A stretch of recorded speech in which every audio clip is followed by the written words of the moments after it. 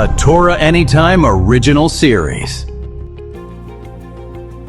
Behind me is Princeton University, one of the most elite and respected and academically accomplished places on earth.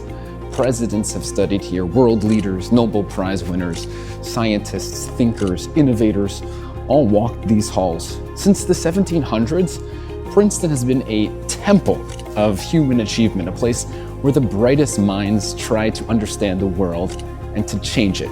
And in the mid-20th century, one of those minds sat right here, a Jewish physicist named Robert Oppenheimer, the man who unlocked the power that would literally redefine history forever. You see, for most of human history, people believed that power came from size. The bigger the sword, the stronger the soldier. The taller the wall, the safer the city. The larger the empire, the more unstoppable you were. Even in modern times, power still meant bigger factories, bigger ships, bigger armies, bigger bombs. If it wasn't big, it wasn't powerful. So when World War II broke out and the race began to build the most destructive weapon the world has ever seen, everyone assumed that the solution was obvious. If you want a stronger bomb, you build a bigger bomb, more explosives, more dynamite, more material, more mass. That was the conventional way of thinking. But then one man dared to think differently. One man dared to challenge the assumption that power must come from size. And from an office somewhere over there, that entire way of thinking was shattered, because instead of looking at what was big, Oppenheimer and his team began looking at what was small, unimaginably small. You see, years earlier, Albert Einstein had asked a deceptively simple question. Why do the objects around us stick together? Why don't all the objects in the world just fall apart like loose sand?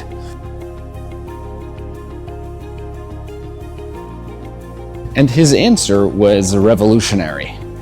He discovered that there's an enormous force that's binding the tiniest building blocks of matter together, a force that's called nuclear energy.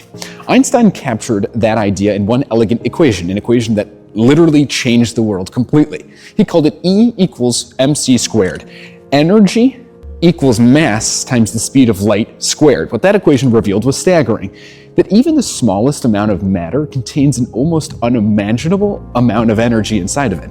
And building on that discovery, Oppenheimer and his team studied the atom, a particle so small it's invisible to the human eye. And he realized that inside that tiny atom lies the most concentrated power in the universe. And if you could figure out how to split it, you wouldn't need a bigger bomb at all. Because when you split that atom, you'd unleash a force that's so powerful that it'll set off a chain reaction that could change the course of history completely. When they finally succeeded in splitting the atom, the world changed forever. From something microscopic came an explosion capable of leveling entire cities.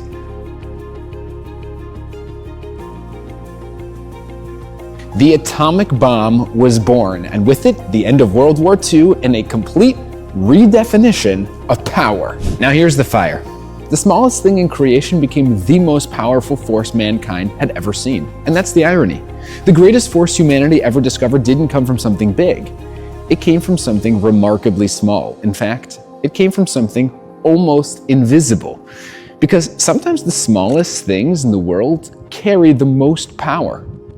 The same way this is true about physics, it's true about life. Many of us fall for the same illusion every day. We think big equals meaningful. When I finish Shas, then I'll be close to Hashem.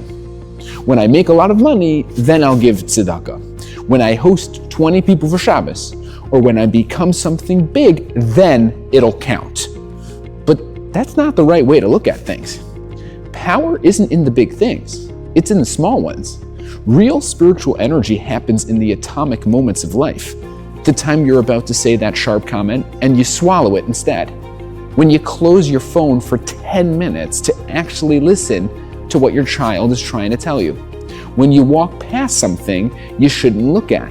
When you whisper a bracha with kavanah even though you're running late. When you answer your parents' call even though you're exhausted and in the middle of something. When you go out of your way to smile at someone you don't even like just because it's the right thing to do. Those moments don't feel big, they don't get posted, They don't trend, but they shake the heavens. Each one is an atom, small, quiet, and visible.